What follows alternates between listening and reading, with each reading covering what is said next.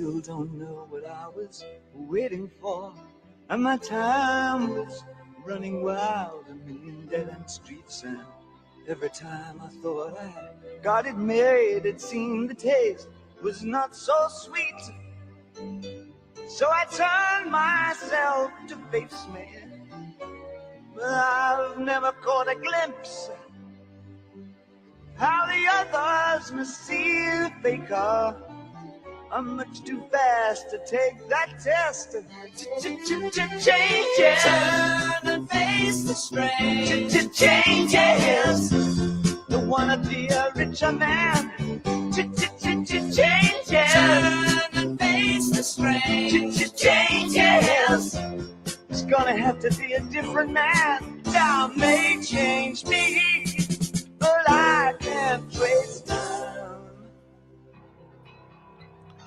All righty. We don't start with a musical interlude very often, but here we go. Special edition, episode 56 of Stick to Hockey Live. Jason Matias, Anthony DeMarco. I love this song, by the way. But never So fucking good, right? Whenever I hear this song, I think of Shrek 2 when he's chasing Fiona after they take the potion to change into the hue. It's the first song that comes to my head. Oh, my goodness. I didn't remember that. Obviously, a ton going on. It's been a whirlwind early morning here on this Friday as the Flyers, as you can see on our scroll on the bottom for those listening on or watching on the stream. By the way, real quick, if people have questions or anything they want answered, if you're on YouTube or Facebook or on Twitter as well, just tweet us or put a comment in the comment section. We see them here on our StreamYard app. And I want to get to as many questions from Flyer fans as possible as we go through this episode today. But the big news, obviously, is the dismissal of Chuck Fletcher. He is no longer the general manager and president of hockey operations for the Flyers. They put out a statement earlier today, and I'll read it as follows. The Philadelphia Flyers have released Chuck Fletcher from his duties as president of hockey operations and general manager. Daniel Briere, currently serving as the special assistant to the general manager, has been named the interim general manager while the organization begins the process of permanently filling two separate positions, president of hockey operations and general manager.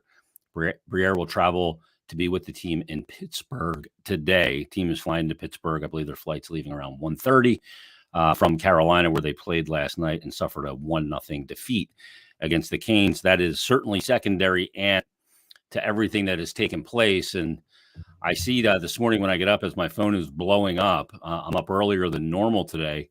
But you broke this last night around, 1 a.m., I guess it was, that you got some information and put it out there that this change was taking place today, and it came into fruition. And here we are now, all of a sudden, Chuck Fletcher, no longer the GM and president of hockey operations. Yeah, I was tipped off around 1 a.m. last night. I think it was 1:07 when the tweet went out that the Flyers were going to undergo major front office changes. I didn't specifically say that Chuck Fletcher was going to be replaced by Danny Briere because I didn't know to what magnitude things were going to happen. And I still think that as things play out here, probably farther into the offseason, we will see more major changes. But obviously, the first shoe to drop was Chuck Fletcher being replaced by Danny Briere. And, this chatter had been getting louder since the trade deadline, specifically Tuesday night during the Tampa Bay Lightning game, that I really started hearing more and more chatter, speaking to several sources around the organization. I wrote that piece early Wednesday morning that several people had said to me that they thought it was pretty much a slam dunk that it was going to happen after the season. But as I wrote in my piece on Wednesday morning, based on how loud this talk was getting, it wasn't going to shock me that if it came sooner, which it ultimately did just 72 hours later, or not even.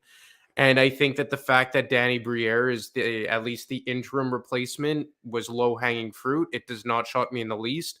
I wasn't told definitively that he would be the successor, but I was told definitively that in any type of house cleaning, he would not be a part of it.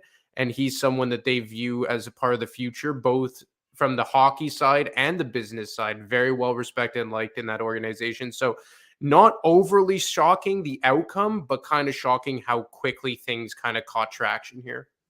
Yeah, and for those that don't know, when Danny first retired, he took a little time away. And then when he decided to get back to work after his playing career, he initially started on the business side, because I remember when he, came back into the organization and started working, his initial goal was not to be in hockey. On the hockey side of it, it was on the business side. And he was shadowing Sean Tilger, who was the president of business operations at the time. And I remember our radio station meetings, broadcast meetings that we had once a month with Sean Tilger, and all of a sudden Danny Briere sitting in there in those meetings with us. And I'm going, oh, this is different. So he was involved in that side of the building, learned that side first, then moved over to hockey and kind of did a dual role, and eventually took over as the general manager of the Maine Mariners to get some experience and cut his teeth. And obviously over the last year, he's been the special assistant to the general manager and kind of learning the ropes. And we know that he was also a finalist, one of the 2 finalists, I believe, last year for the job in Montreal that Kent Hughes ultimately got alongside Jeff Gorton. Yeah, and I believe, if I'm not mistaken, before he even got into hockey as a student, as a teenager, he was accepted into, I want to say Harvard, like an Ivy League school, like a very smart guy, and was paid by Comcast to go to business school He went to following his Penn at on. Wharton. Yep. Yeah, exactly. So this is a very smart hockey guy, and I know that a lot of people automatically jump to the former Flyer, old boys club, and I understand that the optics might not be great, but I really don't think that this is the same type of hire, even though he is a former Philadelphia Flyer, because this is a guy that, the last 7-8 years has really been doing his due diligence and learning how to be an executive away from the Flyers. When he got hired as the special assistant to the GM, he was the president and governor of the Maine Mariners, if I'm not mistaken. I actually wrote a piece on Danny about 15 months ago in early January 2022, before he was even brought in to the Flyers front office. So I really do think that this is a bit different. And look, this isn't Danny getting the keys to the kingdom here. This is an interim basis. I think this is something that they probably wanted to hold out for because until the end of the regular season. Sorry, I got caught reading a question there that we could get to after. But Yeah. I think that just based on all the vitriol, especially following the town hall meeting, I think it was just something that had to be done and kind of served up as a sacrificial lamb, and just something for the fans to chew on, to show that ownership recognizes that the status quo is no longer correct. And Danny's going to get a chance here to finish out the last 17 games or so. Yeah, and he'll get the final part of this season. I fully suspect that interim tag will be removed, and I thought it was interesting that in the release that the team put out, that they said they were separating the general manager and president position. And to me, that makes sense, especially if Danny's going to be the GM. I broke that story on Flyers Daily with Danny. He was back in school. I remember I was booking the interview with him, and he said, "Oh, I have to be at class." And I said, "What do you mean you're in class? This is a former NHLer who made a ton of dough, right?" He goes, "Well, I went back to school." When I talked to him, he goes, before we even started recording, I said, he's going back to school at Penn to learn more business acumen, to better prepare himself. And I thought, I was really impressed by that, because I go, this is a guy's got a lot of money, could probably just skate on his hockey reputation, but he's decided to go back and put the work in at the University of Pennsylvania and the Wharton School, which is one of the best business schools in the world, and to better prepare himself that when he does get this opportunity, provided it was coming, that he was going to be as prepared as possible. So, and one of the things is, this is now a week later from the deadline, by short of a couple of hours. The deadline was 3:00 last Friday. Here we are on Friday, and the change has been made.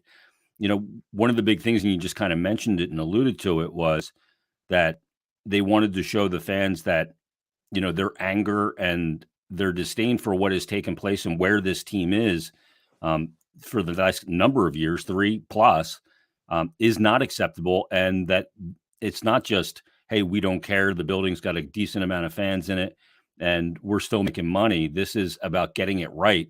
And I imagine that this may only be the beginning of what changes may take place, because you do have to have a staff in place to run the rest of the season, A. Yeah. And B, not ideal to do it in season at this point, but they felt the need that, I guess, the figurehead or the body they decided to put on the front of the bar, like in The Unforgiven, when Morgan Freeman's character was on the front of the bar, is Chuck Fletcher.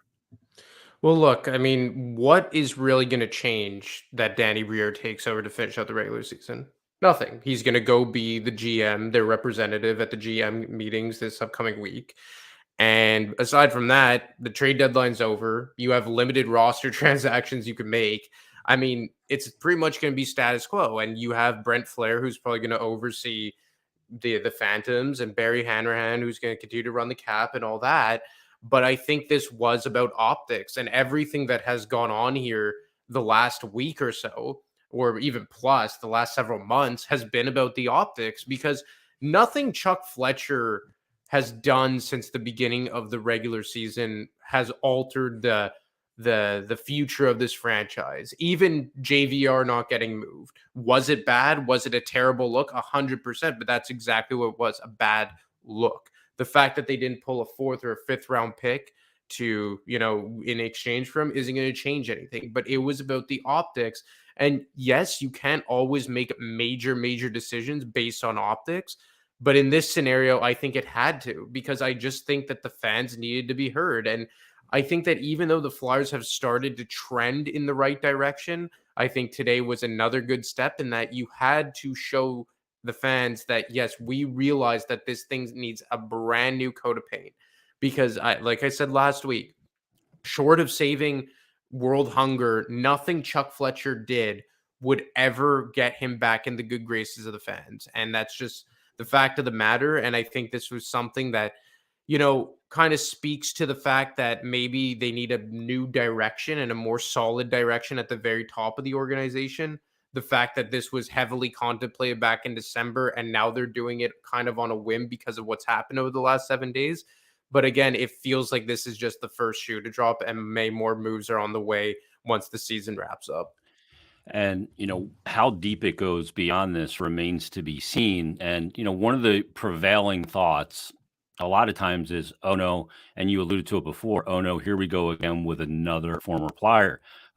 And Brian tweets in and says, I like Briere, but we've been down this road of former player gets GM job before several times.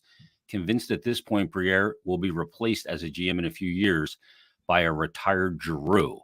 That actually made me laugh.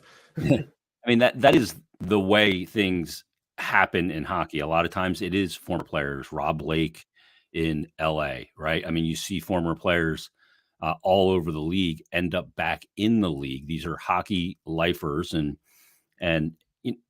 I don't think this is a situation where it's, hey, Danny was a former Flyer and a great playoff performer, and that's why he's the right guy for this job. He's very well thought of around the league. Yeah. I just through the process he went through from the business side into hockey operations, going back to school at Penn, all of that stuff. And, this is a guy I think that has positioned himself to earn this opportunity, which is, a lot of times, that's the difference. There's a difference there when a guy, just is given something because of the player he was. I think Danny has put himself in a position, to be successful here because of how he's taken these steps and incremental steps towards get a shot in the big chair in the NHL. And, people are saying you don't want to hire a guy just because he's a former Flyer, and that's true. But you also don't not want to hire someone just because he's a former Flyer. Yeah. You can't judge the book by its cover, right? And I know Danny Briere has the cover of a former Flyer, a guy who was brought in by Paul Holmgren. But like you said, this is before my time, but it's not like Bob Clark retiring in the 80s and then getting hired as GM right away. Or I know Homer kind of bounced around a bit. He went to Hartford. But again, another example of a guy who was hired heavily because of when he was a player and the long-standing, kind of influence he's had in the organization. Like Danny Briere's a guy that I can tell you, I was here in Montreal.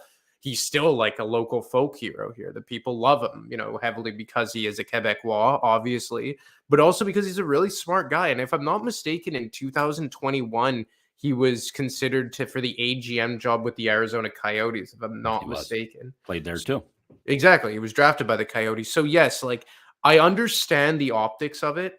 I get it, but you can't just turn on him right away because he is a former Flyer. It just feels different with Briere because of all the legwork he's put in. Like people forget, like he's been working with the Flyers almost immediately following his retirement in 2014 when he finished with the Colorado Avalanche.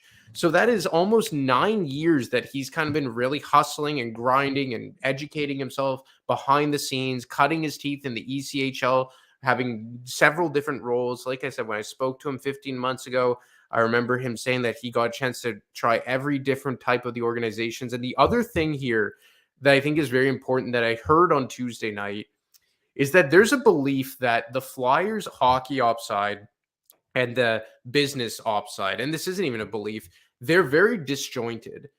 And the belief part about that is that it's among the most disjointed organizations between business and hockey ops in the NHL.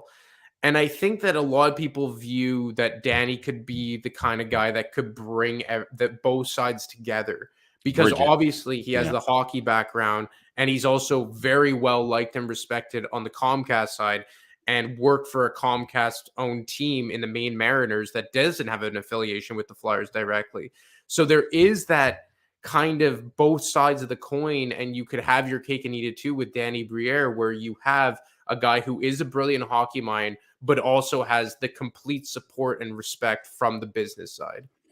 Yeah, and I think the other thing too is, we look at that in Philadelphia. You go from Bob Clark as the GM, and then it goes from Clark to Russ Falwell, and then after Russ Falwell, you have some different GMs through the years. Paul Holmgren obviously took over for a long period of time after Clark came back and was the GM, and he and Ken Hitchcock basically resigned on that same day to start that what turned out to be the Flyers' worst season.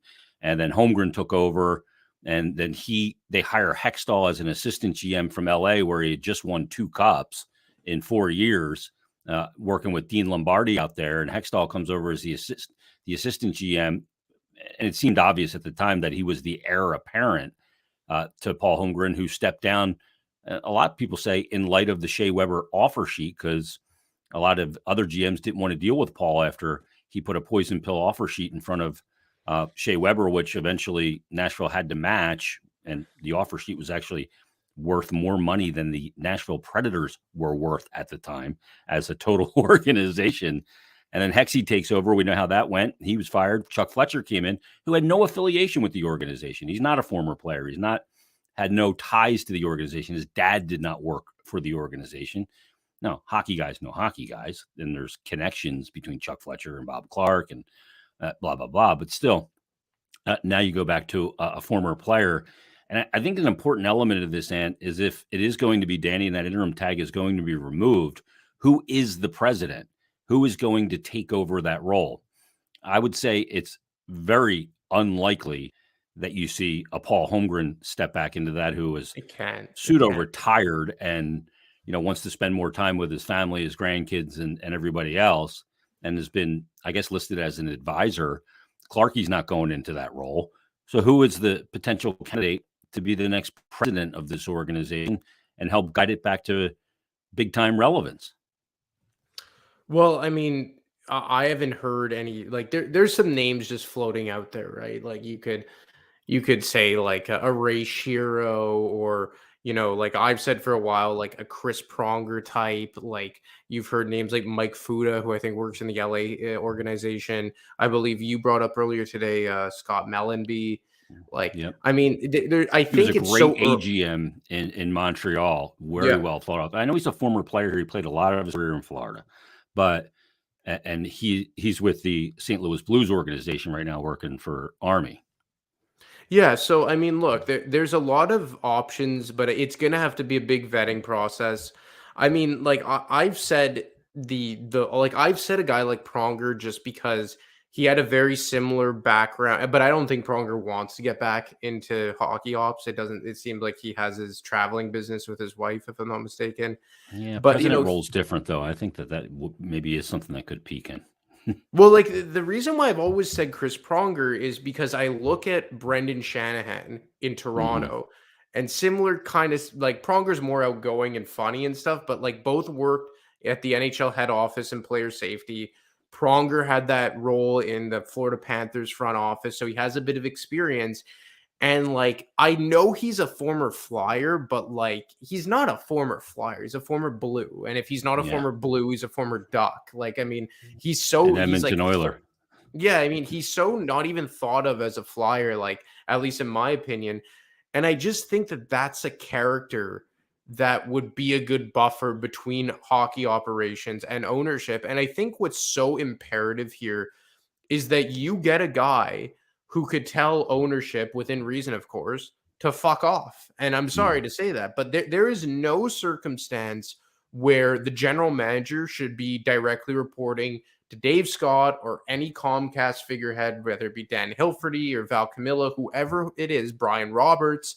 There's no situation where that should ever be the case. And I always use this example because their ownership structures are so similar. But you look at the Toronto Maple Leafs, they're owned by Rogers, or directly owned by MLSC, which is a subsidiary company of Rogers.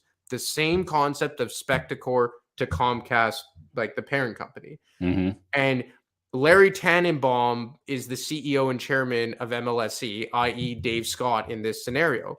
But Kyle Dubas isn't talking directly to Larry Tannenbaum. Tannenbaum isn't the guy signing off on every coaching decision or big trade or big contract. It's Brendan Shanahan. And he's the conduit to ownership. He's the conduit to ownership, and he oversees everything with hockey ops. And the only time you're going to hear about Larry Tannenbaum making a big decision is if Brendan Shanahan's getting shit canned. Yeah. And that's because corporations, big telecommunication companies like Rogers and Comcast have no business having the final say on hockey ops. And I think that is so imperative. And one of the big reasons why I think the last 4 years have been what they've been, of Chuck Fletcher and Dave Scott kind of guiding this team into the shithole, because the organizational structure made no sense. I had someone tell me the other day that it made no sense from the onset that Chuck Fletcher like had both titles of president of hockey ops and general manager 6 months in. And one person had said to me that he was set up to fail from the beginning. That doesn't absolve Chuck Fletcher of blame, but you bring in a guy to be the general manager. 6 months later, he's the president of hockey ops. And not only that, he's dealing directly with pretty much the owner of the team, who is a figurehead for a telecommunications conglomerate. Like, it made no sense. And it's too complicated. And, not to go off on a tangent here, but like, it just made no sense. And like you said, it was complicated. And for a guy like Dave Scott, not to, throw shade at him, but I don't think he would even agree that he should be the guy making the final decision on hockey ops. Mm-hmm. I think part of it is a GM can never have to worry about ticket sales. You have to do what's right from a hockey standpoint. And that direct line of communication can blur that line. Real quick, I just want to tell Ryan. Ryan's texted in a bunch of names for president. Lou Lamoriello, he's texted in Barry Trotz and Brian Burke. Ryan, all three of those guys are already employed. Lou Lamoriello is with the New York Islanders. The Barry Trotz is the heir apparent to David Poile in Nashville. And Brian Burke is the president in Pittsburgh above Ron Hextall. So, quick Google search on who you suggest there, brother. Appreciate it. My buddies at Wildfire Podcasting, they helped launch this sucker. They didn't help launch it. They launched it. I just voiced it. And they say, it's probably Jim, says, was the deadline disaster the straw that broke the camel's back? They should have done this a month ago and allowed Briere to run the deadline. So, I mean, to me, the deadline was one of those things that I don't want to say you couldn't fuck up, because you could, and they kind of did, and JVR's still here, whether there was a market for him or not. But to me, the consequence of the trade deadline doesn't turn out to be huge. I don't think it sets the organization back. Had they gotten a 4th round pick for JVR, was that going to be a big difference?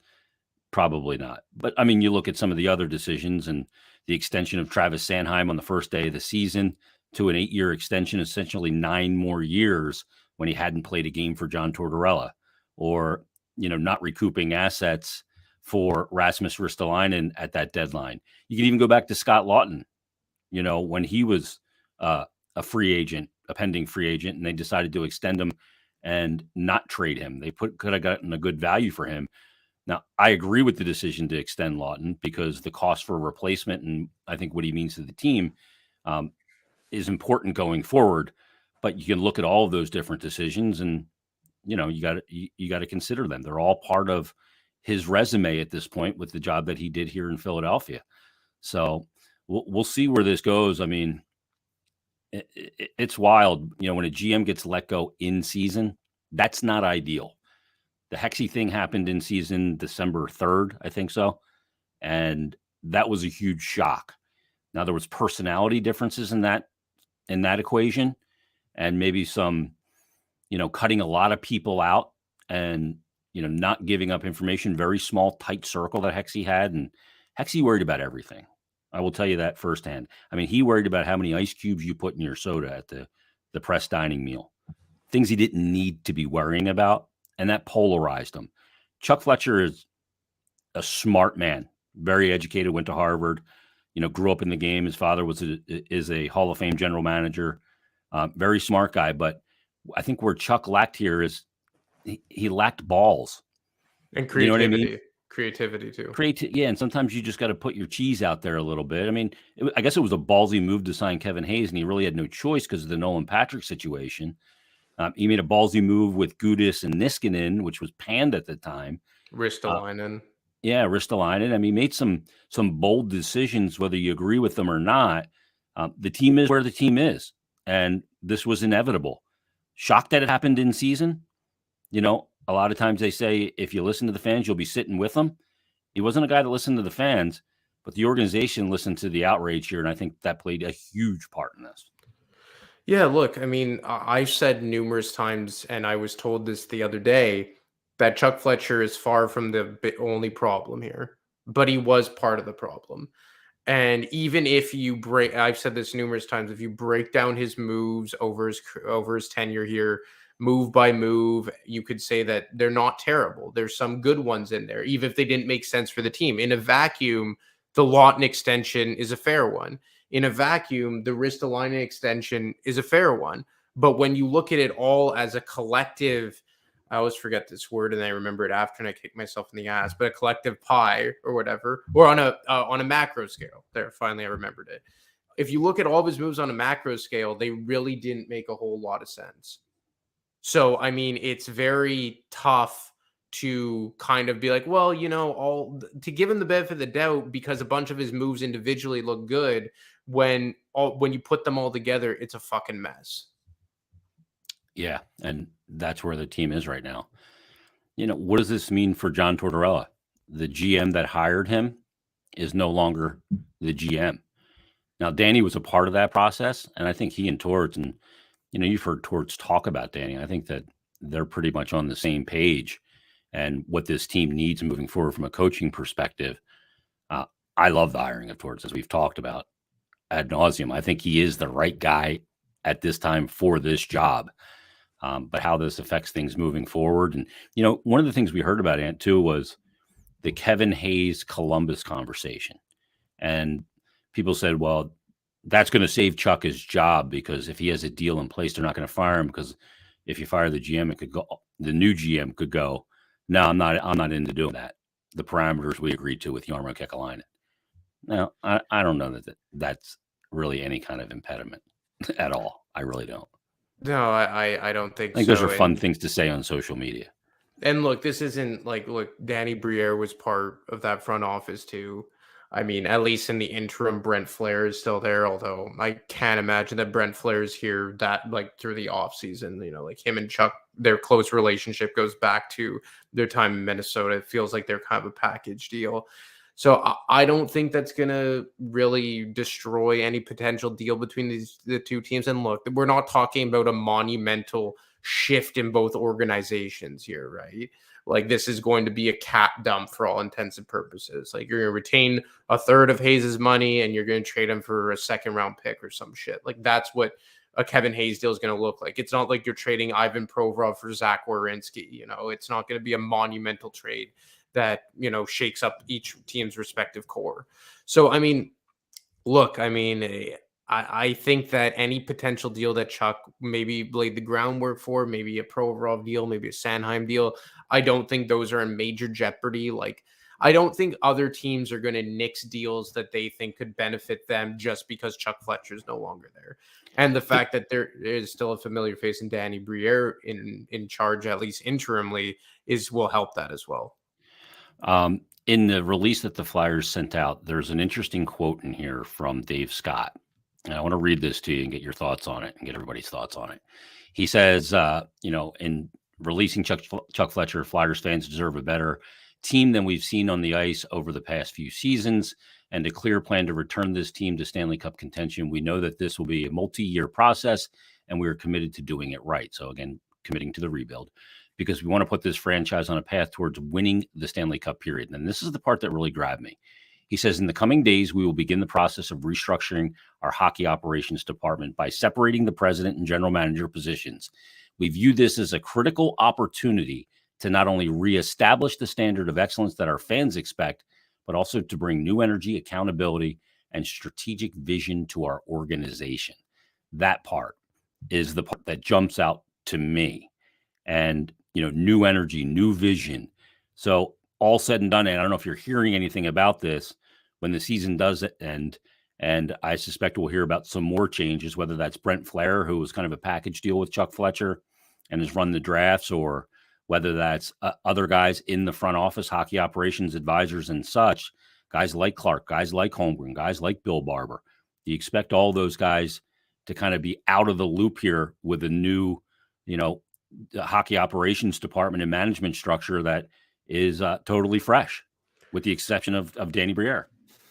If they're going to be out, I'm not sure, but I did hear at length, and it was stressed pretty severely, that they're a problem, for lack of better terms, in the eyes of some in that too many organization. cooks in the kitchen type thing, right?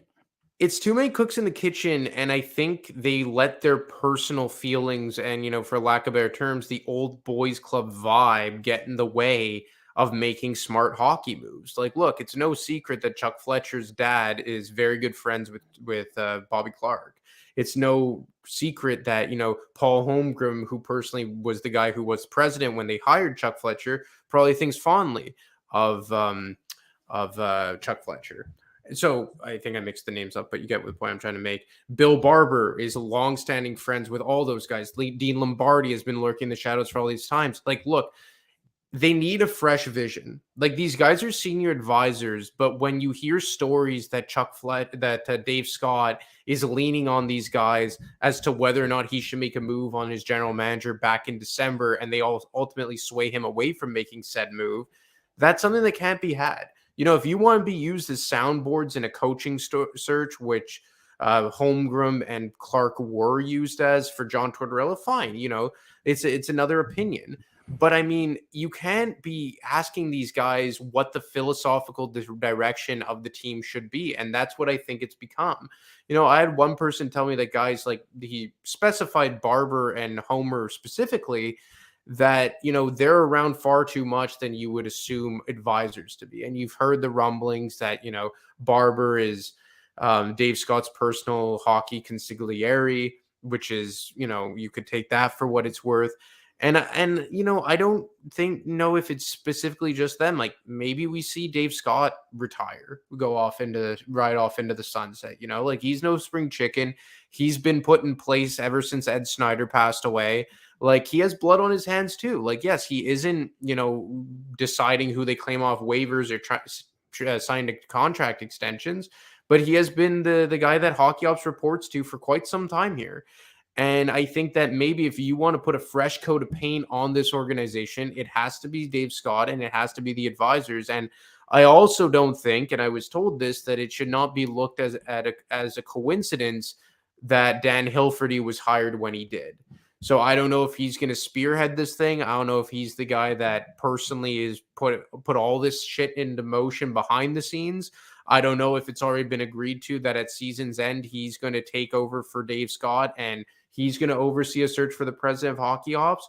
But I do feel like it's imperative that they make major changes above the general manager and above the Hockey Ops department. And I do think it's maybe necessary that all those guys who are in those positions right now maybe take a step aside, because you also don't want people to have lasting negative memories of Bill Barber and Bob Clark and Paul Holmgren. But I think it's getting to that point now. I'll credit Isaiah and the guys at OMB Puckcast for putting this tweet out about Frege on 32 Thoughts. I've not had a chance to listen to today's updated 32 Thoughts just yet. And he said, here's a quote from Frege in it. The moment Coach John Tortorella's name appeared on that, quote, this year was the first step in building the future of the Flyers letter in February, the letter that he sent out to season ticket holders. Frege said it signaled where everything was going. The as yet undetermined part is how deep this rebuild will go, but there's a chance it will be more significant than expected.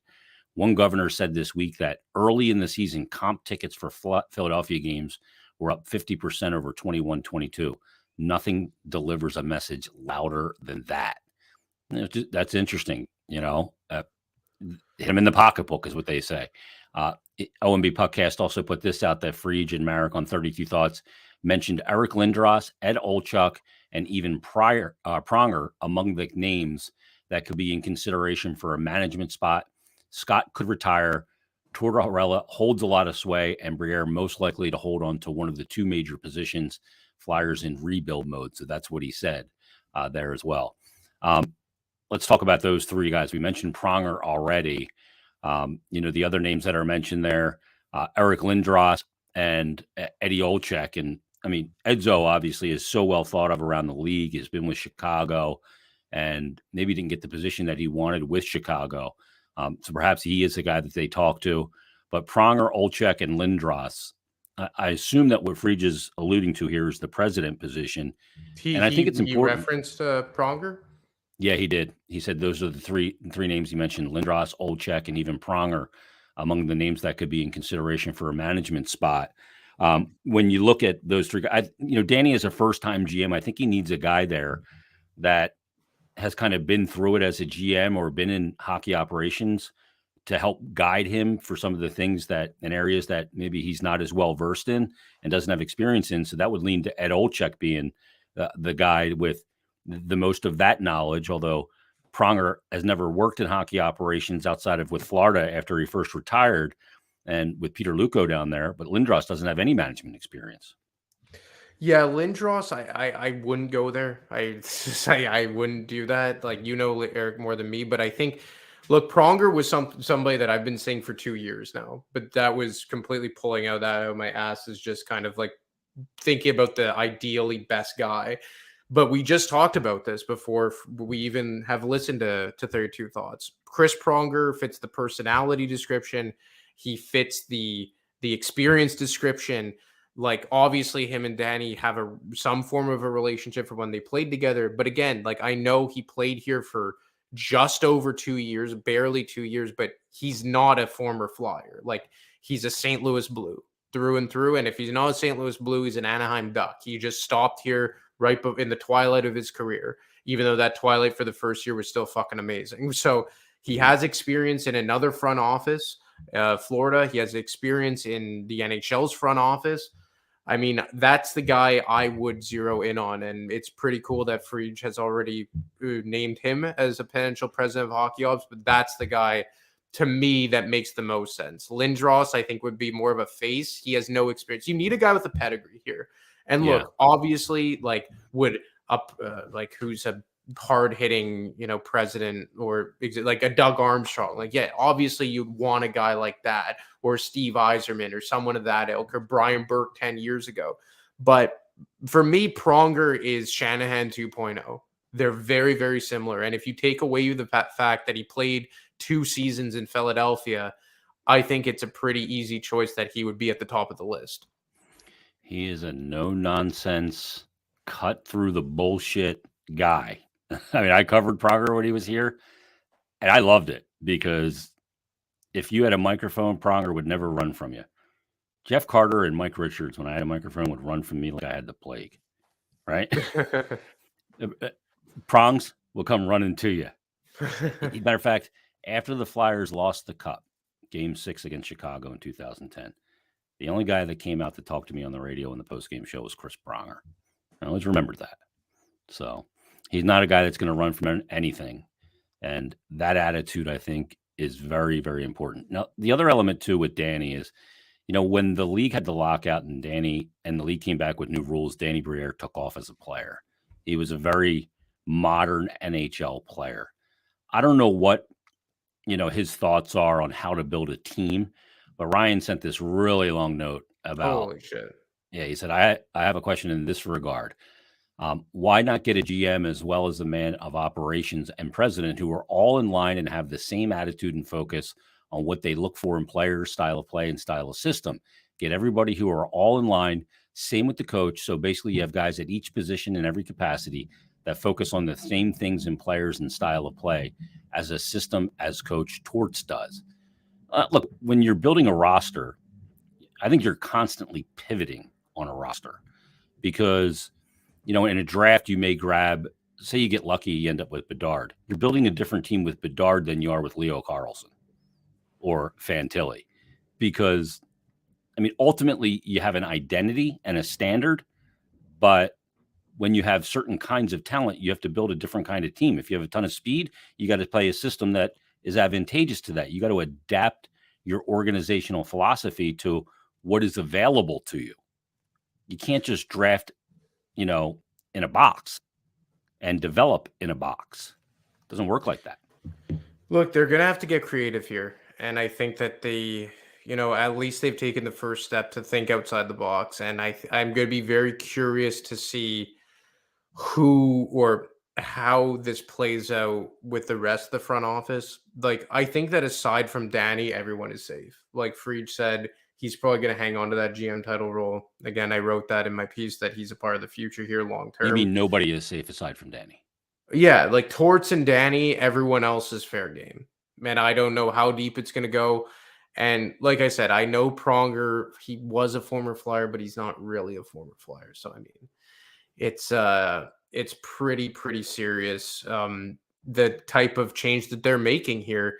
And look, obviously you can't give them the benefit of the doubt because of what's gone on here over the last 24 months or so. And in my opinion, probably the last 30 months going back to the bubble, which just seems eons ago at this point. But I think it's the first step. And I think the big first step was bringing in Hilferty, like a brand new face to head up this organization and Spectacor and all that. And look, I know that technically it's still Dave Scott. I would be pretty shocked if Dave Scott is in his same seat by the time next season starts. Like, where do you kind of fall on that? Yeah, I think if, Dave is quoted obviously in the release quite a bit, and he's the chairman at this point. But if I was a betting man, that come the offseason, well before the draft, that there's a whole new organizational structure and that Dave Scott will go back into retirement. Remember, he was retired prior to joining up with Ed Snyder for the final, couple of years of Ed Snyder running the organization. There was a transition there. And I'm trying to get clarification on this. I don't know that if Ed Snyder handpicked Dave Scott or chose him out of likely candidate. I don't know. I'm trying to find that information out. But I would imagine that Dave Scott goes back into retirement and that Hilferty is that takes over as the chairman and to kind of guide the organization from, a 30,000 feet look and be that guy between the organization, the president of the organization, and ownership, Comcast, i.e. Brian Roberts. I would think that that's the case. And that's the way it should be. Like, you should not be hearing from Hilferty / Scott / whoever the hell is in that position unless it's a situation where, the new president is being removed or Val Camillo is being removed, or something major on the business side. As far as the hockey team goes, you should never be hearing the names Hilferty, Dave Scott, Comcast, Brian Roberts. It has to be one guy who's the end all be all. Is it like that in other cities, Ant, where every time things get really shitty for a team or whatever, that they all say, we need to hear from Jeff Molson, or we need to hear from, the chairman of MLSE. Is that the case in other cities, or is that just here because Ed Snyder was so omnipresent? Well, it's definitely changing. Like you use Jeff Molson as an example. Like when Marc Bergevin was there, yeah, oftentimes when they gave their end of year press conferences, Jeff Molson would be beside Marc Bergevin because Bergevin was that reported directly to Jeff Molson. He was executive vice president and general manager. But now, when Jeff Molson overhauled his front office, he specifically said that he believed that it was a two-man job and that he hired Jeff Gorton to essentially oversee hockey ops and Ken Hughes to be your GM. You've seen that in Vancouver. They're a shit show nonetheless, but they've still done that. Where you have Jim Rutherford as the president and Patrick Allvin as the GM. You've seen that in Boston, like for how long now? That Don Sweeney is the GM and Cam Neely oversees everything. You never hear from the Jacobs family. And I think it's as long as you instill an absolute boss for the hockey team, that's who the people want to hear. But unfortunately, in Philadelphia, it's been Ed Snyder, who everyone knew was the final decision maker. And for a brief period in there, because you remember that in the Hextall years, we never heard about Dave Scott because Homer was still president. So you knew Dave Scott was there, but Homer was the big boss. But as soon as Homer left and there was no more filter between Chuck Fletcher, i.e. the GM, and Dave Scott, now all of a sudden people wanted to hear from them. And you even saw it with the Chicago Blackhawks where, what was his name? John McDonough. He was the president for all those years, and everyone knew Rocky Wirtz was the owner, but John McDonough was the head of the franchise. And I think people just like to hear from the ultimate decision maker on the hockey team, whether that be the owner, whether it be a president, a chairman, a CEO, whatever, arbitrary title you want to use. They want to hear from the final decision maker. But for far too long now, the final decision maker has been Dave Scott. Yeah. And, Charlie O'Connor, hold on 1 second. You're busy. I'm just sending a link to Freed real quick to see if he could pop on with us real quick. But I doubt he will. I'm sure he's slam ass busy. Charlie O'Connor said this on social media, said that per a source, where did it go? I had it right here. Damn it. Oh, here it is.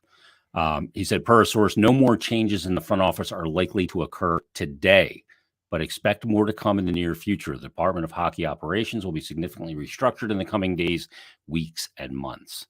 So don't look for another shoe to drop today. This is, I believe, though, only the beginning.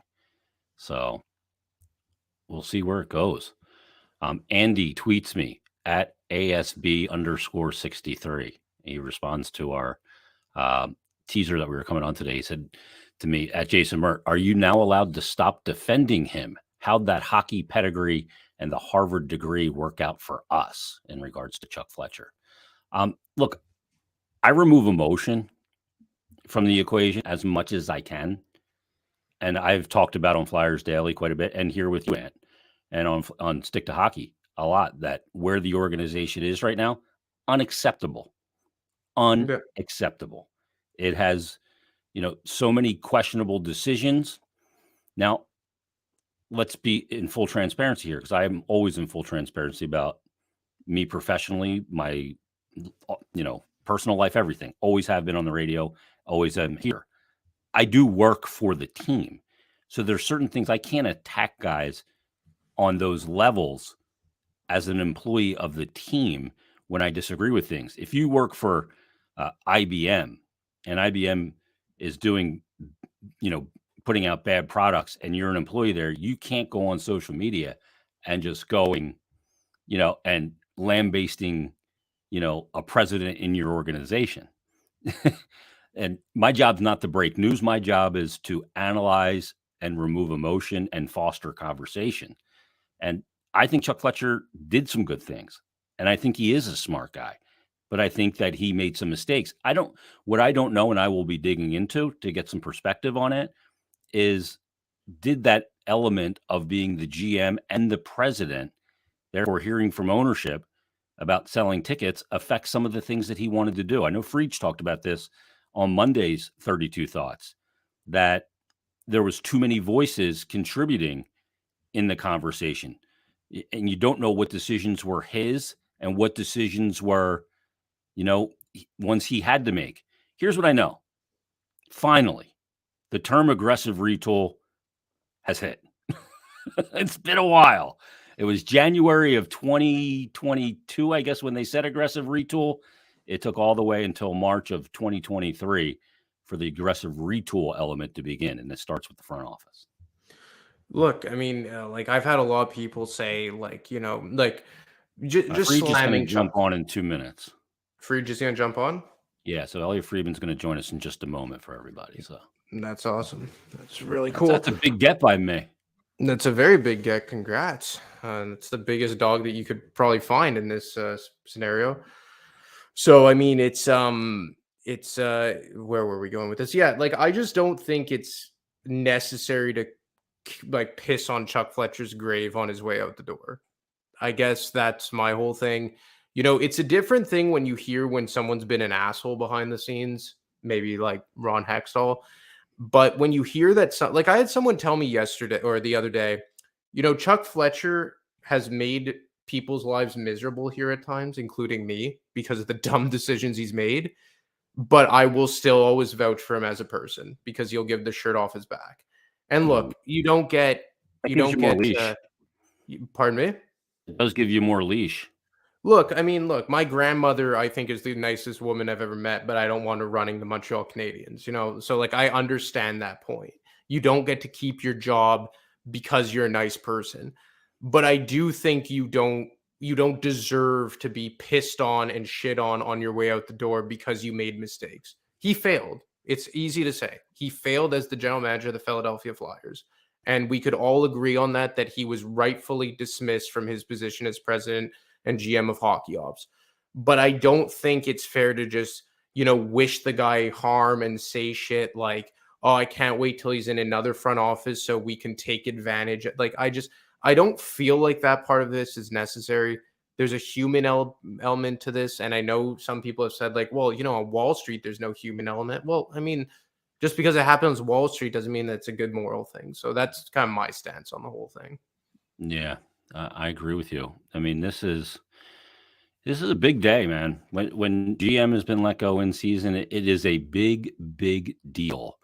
And we're going to see how far these things cut, where it all ends up going.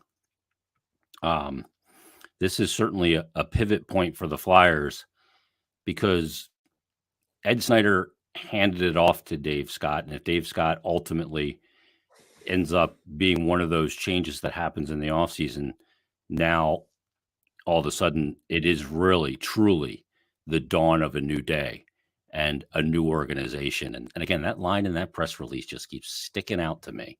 That one quote about reestablish the standard of excellence that our fans expect, but also bring a new energy, accountability, and strategic vision to our organization. I think that's the strategic vision and where things go from here. New president gets hired. He comes and goes, we're going to do an aggressive retool. Would that be the shit? I think a lot of people got caught up on the semantics over like their outrage. But to be honest, the semantics at times were just really bad. Like, Chuck Fletcher inadvertently would gaslight fans. And for a guy that as book smart as he is, and I think that as smart of a guy for certain aspects as he is, some of the things he did, the way he went about it, the way he would kind of relay messages to the media was just asinine, like plain and simple. There's just no other way to put it that he had really bad moments here. And it really felt that, aside from the hockey moves that he made. Oh, Freege is here. We'll let him jump. We got Freege, and that's a nice sunroof you got there, Freege. Well, thanks. You know what? I don't want. I pulled over, so I didn't for a second, so I wasn't using my hands while I was driving. So I don't want anyone getting me arrested. I pulled over and stopped before I dialed in. All right. Well, this is now a Stick to Hockey live car cast with Elliot Friedman. So, Freege, thanks for taking a few minutes. Am I on right now? Just so I don't swear or anything like that. Yeah, we swear. I mean, you can say shit. Yeah. Okay. Good. Well, sometimes my bosses don't like it, so I have to. I only have a certain amount of swear words I can use in a year. That's all. And they have to be strategically placed, of course. Yes. Freege, let's start here because I know you only got a few minutes, but I appreciate you joining us. When this whole thing kind of goes down, how long has this been brewing? What have you been hearing? that this came to a head, and how much of the trade deadline and non-trade of James Van Riemsdyk played a part here? Well, I think, I think this was trending. I actually heard in January that, or I might have been December. I think in December, there were starting to be some rumors that this might happen in January, and I looked into it in the time, and people were like, no, that's too soon. But it was obvious to me that the wheels were being laid in motion, and I always believed, guys, it was going to happen after the season. But I do think the deadline and the reaction and the aftermath, it sped it up. Because as I wrote this week, a governor had reached out to me and said, at least early in the season, he didn't have the latest figures. Flyers comps were up, and like complimentary tickets. And that's always a bad one. Like, when he heard us talking on the podcast last weekend, or I also mentioned on Merrick's show this week at some point that I thought there were a chance that hockey ops changes were coming, and somebody said to me, like, the comps were up, and that's one when you have a number that jumps kind of out of nowhere, that's something that really gets the attention of an organization. So I think it was coming, guys. I do think the aftermath of the deadline accelerated it. Yeah, Friedge, Anthony DeMarco here. Over the last couple of days, like you said, it seems like everything really accelerated this process. But as we know, I don't think it's a secret that the Flyers senior advisors have a heavy hand, or have had a heavy hand, in the philosophical direction of this team. How much of an impact do you think, or how much do you think they were consulted on this? And where do you think their particular outcomes could come from the coming fallout? Well, first of all, Anthony, hello. Secondly, I it's too early to say. It's interesting. It's interesting. I've had mixed kind of answers on that to this point. I think that I do think that, I just want to be careful with what I say. I think there's a chance that everything here changes. I don't know. I think it's, what is clear to me is that Philadelphia's hockey operations, or business operations, and ownership have been discussing about changes for a while, and what that's all going to look like, and what that's all going to mean. And I just think that there's a chance that we are going to see differences in the way that things are going to operate. We know there's going to be a long rebuild. They've never done that before. We know there's going to be two jobs here. What are the duties of, one thing we don't know yet is, like, sometimes when you have a president of hockey ops, like you look at Boston, Cam Neely and Don Sweeney, you look at Colorado, Joe Sakic and Chris McFarland, you look at those kinds of setups, it's one person's job to manage up, and it's another person's job to manage down. One handles the hockey ops and everything beneath them, and one is sort of like the lead. Nope, there goes Friedge. We lost Friedge for a second as he's driving in the Toronto metropolitan area. We'll see if we can get him back here very quickly. Nope. There he is. You're back now, Friedge. No, he's gone. Oh.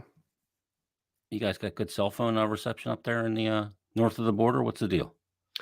He's an employee of Rogers, so he can't give his honest opinion, I guess. That's okay. I'm with Rogers too on my cell phone. But yeah, I guess until we get Friedge back here, I do think, and the other thing I kind of want to ask him about this, if we have time, of course, is that, the timing of the Hilferty hiring and how much of an impact that had on everything. Because like Friedge said, like, there was a lot. All right, guys, I have to run. I got to go too, but I do think the possibility that this could be the end for Dave Scott could answer that question too. Absolutely. Hey, Friedge, thanks for a couple minutes. Drive safe up there, all right? Yes. No touching the phone. No touching the phone. I was using my CarPlay. Good job. Well, the sunroof looks good, and the ceiling's nice and clean. Be well, Friedge. Thanks. Thanks, guys. Take care. And there he is, Elliot Friedman. He's a busy guy this time of year and all this going on. I wanted to ask him, because let me kick him out of the studio here. So I'll kick him. There, we just kicked Freege off Stick to Hockey Live. That's a new high for the program. One of the things I wanted to ask him was that moment back on, let me give you the exact date here, February 14th. It was Valentine's Day, when all of a sudden we get the email that Daniel J. Hilferty joins Comcast Spectacor as the chief executive officer. Dave Scott to continue as chairman. Was that the beginning of how I termed it now, very poignantly, of aggressive retool? Is that when this all started? Is my question. I have a feeling it is. That's when an action plan started to go into place. I think, as Freege said, he mentioned that it was probably going to come into effect in the offseason. I think that's when they started to want to get their ducks in a row. And then this was just the shoe dropping in response of the trade deadline. I think that that's really what fast-tracked this whole thing, because you saw the vitriol online. You saw what happened at Town Hall. Like, you saw, like, Steve Coates trying to act like a human shield, which, I mean, I can understand Coates' standpoint, but at the same time, you can't, judge fans for the way they feel about a hockey team. And I think this was literally something just to calm the angry mob today. This was a move about optics. That's what today was about. I think that it's not the end all be all. Freege just went into depth about how they're going to have a president of hockey ops and a general manager. He was kind of explaining the two different responsibilities that both have. But I mean, I just think that all in all, it's a baby step in the right direction. And I think this season has been a long list of baby steps, both from on the ice and what John Tortorella has brought in that regard. And now you're seeing it in the front office and the overall organization of the team or direction of the team. And I think that we should really, I think that it's a good day. As unfortunate as that is to say, because like I said before Freed jumped on, I don't think it's ever fun when someone loses their job, even though they are paid handsomely. And I'm not saying that, but I just think that it was something that was desperately needed. Just a couple more things here. Drago629, Ivan Drago, I must break you. He says, do you think Torts will take input from Briere with the quote interim tag? He's already been taking input from Danny Briere from the moment he was hired. He cited it a few times, talking about Briere's effect on TK. And he said a couple of times in press conferences, sitting around talking about, the game with Danny Briere. And I think he's got a ton of respect for Briere. Briere doesn't look like a Torts kind of guy, maybe the way he played and as nice and of a gentleman as Danny is. But make no mistake about it, Danny was very intense. He was lethal with the stick to create space, was a big time, raise the level of your game in the biggest moments. Torts always talks about meaningless hockey and not meaning shit to him. Well, Danny always raised the level of his game. I think he's got a ton of respect for him. And I think that could be a very good partnership with the two of them. And they kind of contrast each other in the way they're perceived publicly as well. I think that's a good thing. And I think, Danny, you had all those reports coming out during the hiring process that Chuck Fletcher or John Tortorella wasn't Chuck Fletcher's guy. And we know his guy was Barry Trotz and maybe Jim Montgomery and all that. But I think the one thing that kind of got lost on all this is maybe he wasn't Chuck Fletcher's guy, but I think John Tortorella was Danny Briere's guy. And I think that was kind of obvious right from the onset from people I spoke to, that even though Chuck Fletcher may have not been involved, there's a lot of people in hockey ops that wanted him involved or wanted John Tortorella to be the coach of this team. And I think Danny Briere was one of them. And since this season started, I think Tortorella's comments would lend itself to believe that is the case. And I mean, I don't think that's going to be an issue. Briere was one of the guys who led that coaching search alongside Chuck Fletcher and Brent Flair. So I don't see that being an issue whatsoever. We get this message on our stream from Kevin Quinn. He says Pronger and Torts, if Pronger was to be named the president or in some high management role, Pronger and Torts would either create a dynasty or murder each other. Well, but I think that's the entire, organizational structure that wouldn't be a problem, right?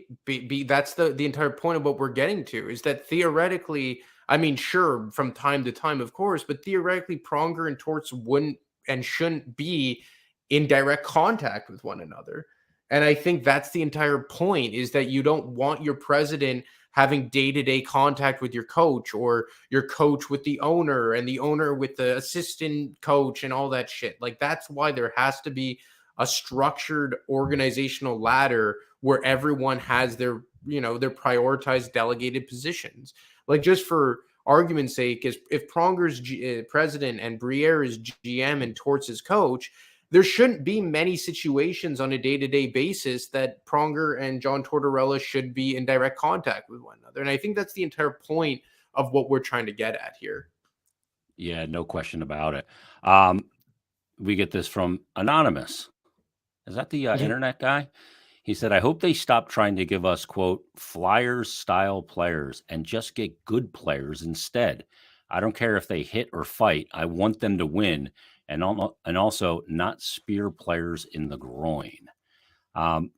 Look, I think the Flyers almost overcorrected the steering wheel when it comes to, as Anonymous said, Flyers-style players, because it was all Broad Street Bullies for so long.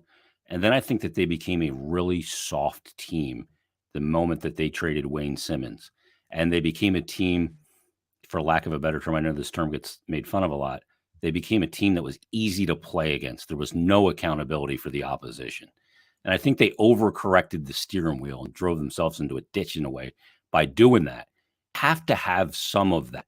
If you want to call that a Flyer-style player, is Pat Maroon a Flyer-style player? Maybe in the DNA of the organization, yeah. Is Matthew Tkachuk a Flyer-style player?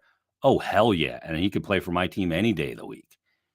I think you got to have some of that grit, some of that accountability for the opposition on the ice, because we've seen teams that don't have it and they don't go anywhere in the playoffs. And if they do go somewhere in the playoffs, it's after they got it, like Tampa did.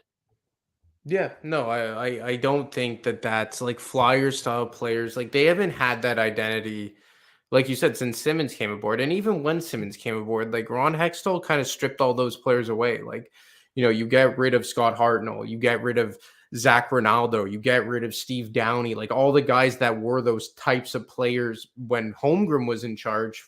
In quick order, Ron Hextall kind of, shoveled those guys out the door. And you didn't really draft those kind of guys either. Like, maybe Wade Allison's the only one that really made a big difference in that, in terms of being a Flyer type of player. But look, I think that you can't think about that yet. Like, everyone knows in that organization that they need high-end talent. Like, before he was fired, Chuck Fletcher said it, Danny Briere said it, John Tortorella said it. Everybody knows. Everybody's well aware in that organization they need star players. But I do think that you've seen a tangible difference to what, let's say, a guy like Nick Delorier has meant this year. Now that he's playing good hockey, what a guy like Rasmus Ristolainen has made this year. So yeah, Sealer as well brings a little Nick bit of Sealer, that. I mean, big picture, Nick Sealer is your 7th D, and I don't know that he fits the timeline of the rebuild anyway. Risto, as long as he's here, and he's got 4 years after this, does. You look at Delorier, who's got 3 years after this, does. I did a thing on Flyers Daily about players who's got what left to prove. And I put together a list of players that still have something to prove. And I had Frost, Sanheim, Farabee, York, Hayes, and Allison on that list. And then the guys who have, to me, kind of proven what they are, good, bad, or indifferent, were TK, Lawton, Provorov, Tippett, Cates, Ristolainen, kind of a tweener, Sealer, Delorier, and obviously Hart. So, when you look at those guys that still have something left to prove over these final, 17 games now, Frost still has something to prove. Although over the last, 35 games, he has one more point than Owen Tippett does, but our perception of the two players is vastly different. And then you look at Sanheim, who healthy scratched in Calgary, benched for a period. He and Torts got to figure that out, and he's got to come back next year and have a good year. Farabee, I think Torts is going to give Farabee the pass this year because of a surgery on the neck on June 25th. He understands that. York, to me, still has a little bit to prove. Been better, been good since he's been back up. Hayes, I don't know. I don't know if he's part of the long-term plan here. I tend to think not. And then Wade Allison's a guy too that needs to prove he can stay in the lineup. But Allie's a guy that plays the game with reckless abandon. I always say this, Ant. NFL running backs, when they step out of bounds, in the NFL, it's not guaranteed contracts, and you don't sign a deal and see every penny of what you signed for. They say when they step out of bounds half a yard short or a yard short instead of taking the hit, that's a business decision. Wade Allison doesn't play the game with any business decisions. He's a guy who knows how to play one way. Boards be damned. He's going to be a bowling ball out there, and that's going to affect his availability at times. Yeah, I mean, I think there's a lot to like here, and I think that's what's kind of gotten lost in this season is that despite like a lot of dysfunctionality off the ice or a lot of speculation, for lack of better words, off the ice, there has been a lot to be encouraged about on the ice, and I think that's what we've come to realize about this team. But I mean, it's something that I think now that we're still going to focus, obviously, on what happens in the front office. We're going to focus on what happens with who's the next president, where Danny Briere falls in all this and all that. But I feel like maybe finally we could, park our disdain for Fletcher at the door because he's gone now and just start focusing on maybe some of the positive things to come out from the on ice product. Yeah, and where they go now going forward. All right, let's wrap it up there, Ant. This was, we certainly said a lot. We analyzed it quite a bit. Tons to talk about. We'll see how things develop. And, as Charlie said in his tweet, Charlie O'Connor, that no other moves are imminent today. And we'll see what happens here in the coming weeks. I guess 5 weeks basically from the season ending on April 13th, I believe, in Chicago. And we'll see what happens immediately, the aftermath of the season, and what other changes taking place. This is, to me, is just the beginning, and where they go from here and the decisions that are made ultimately will determine a lot. And we just hope that, with this move, that Danny Briere brings, a different light to the organization, and maybe a little luck, a little lottery luck. Not 2017 lottery luck where you end up with Nolan Patrick basically in a 2-player top of the draft, and the Devils take Heischer. Flyers are left with Nolan Patrick, but then the 3 guys taken after in Cale Makar, Heiskanen, and Elias Pettersson. So you hope the Flyers, maybe they get a little lottery luck, and boy, that'd be a great way for Danny to start out his GM tenure, if that is in case what happened. Into his lap. If that fell into his lap. A Bedard falls into your lap, it's like, okay. Starting out on the right foot, that's for sure. By the way, I brought these numbers up on Flyers Daily. This is just absurd. So Bedard in his draft year, let's go back to Connor McDavid in his draft eligible season. Through 47 games played, he had 44 goals, 76 assists, and 120 points in 47 games. And McDavid, to me, is generational, bar none. Yeah, he hasn't won a ton in the playoffs in the NHL, but Bedard, 47 games played, and this is draft eligible season, 59 goals, 15 more goals than Connor McDavid, 64 assists, so 12 less assists, but 3 more points with 123 points. That's the type of player that's sitting there. Hopefully Danny Briere brings that luck, and maybe the Flyers end up with a shot at a player like Connor Bedard. If they're in the bottom 5 of the NHL, you get a realistic shot of winning that lottery. Well, look, I mean, I think there is a lot of good things that could possibly come out between now and the summer. And I think one of the things that is important here, and again, I don't like to champion someone losing their job. I don't like dancing on someone's I don't grave. celebrate that. I don't. And it's like I said, especially like I just got a text from someone from Minnesota, the Minnesota organization.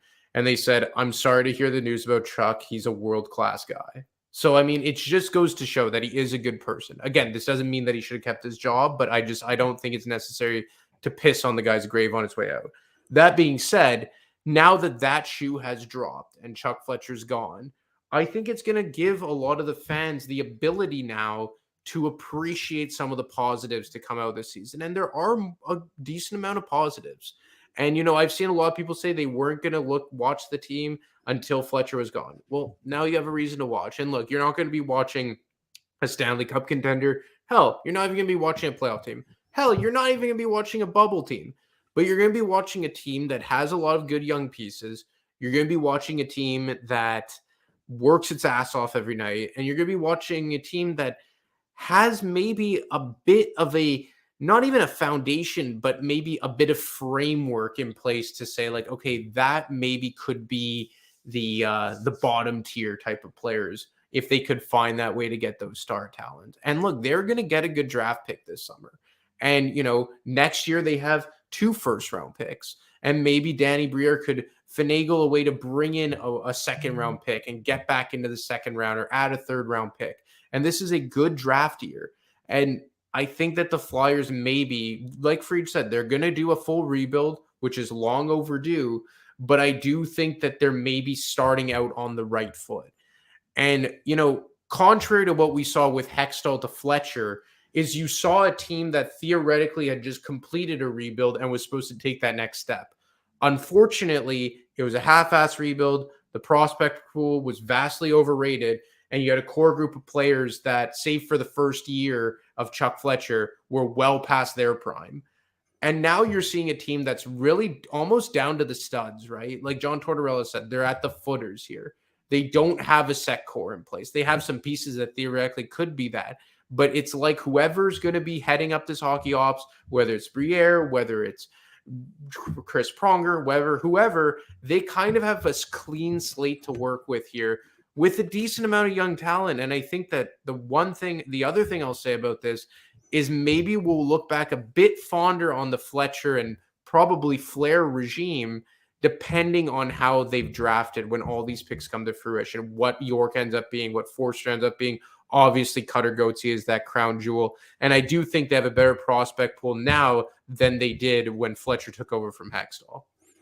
Well, the Flyers and Danny's first game as the interim general manager will be taking on the Penguins tomorrow in Pittsburgh, 3:30 on ABC. And Danny Briere in his career as a player against Pittsburgh had his highest point per game, actually second highest per game average against that team. He played 51 games against the Pens, 14-28 for 42 points. The only team he had more points against, also in 51 games, was the Boston Bruins at 43. So maybe that's good luck as well. We'll see. Yeah. We'll see where it all goes, Ant. Yeah, it's exciting. Anybody that is not following at ADeMarco25 on Twitter is a fool, because you broke this sucker. You were a couple of days ago intimating this was coming. At 1:07 a.m., I think you said it was last night. You're out there firing off tweets with the latest information, and good job, dude. You beat everybody to it. Good on you for doing it. Thank you so much. Couldn't have done it without Stick to Hockey Live, and I'm just fucking with you. But I do like your ugly face. But also go check out thefourthperiod.com, all and stuff there. Great story there, and look at the timeline of how everything broke down according to Ant's reporting. Everybody, thanks for listening. Thanks for watching. Thanks to Elliot Friedman from Sportsnet Hockey Night in Canada for dropping by for a quick visit as well. We got to see the sunroof of his vehicle. So we'll follow this. We'll be back. I guess we'll do a show on Monday, and we'll see where things go and recap Flyers Pens. We'll see when some availability may take place for Danny Briere and maybe others in the organization. We'll keep everybody on top of the situation. So thanks for listening. Thanks for watching. Leave us a 5-star rating and review. We would appreciate that. That'll help other Flyers fans and hockey fans find this content. So everybody have a great weekend, and we will talk to you next time on Stick to Hockey Live.